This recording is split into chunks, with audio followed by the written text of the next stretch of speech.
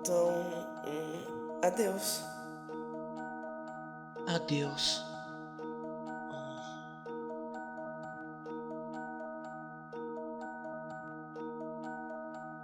Você está dando isso pra mim? Chris, eu sou um príncipe, mas no momento, não tenho nenhum subalterno.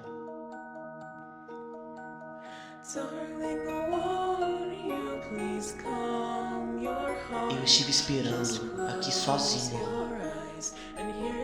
Não sei o que você tá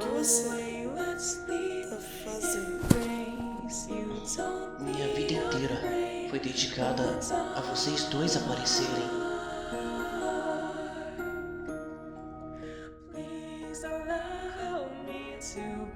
Então, eu estou realmente feliz de ter conhecido você.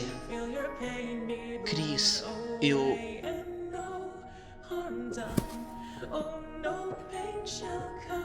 Chris,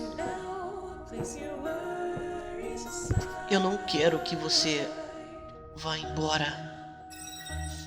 Me desculpa, Chris. Eu espero que a gente possa ser bons amigos, Chris.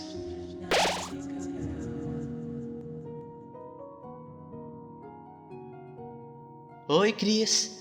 Está pronto. É o seu favorito. Vamos, Chris. Ou você prefere que eu dê pra você comer? Ok, eu vou fazer isso então. Você é tão fofo. Chris.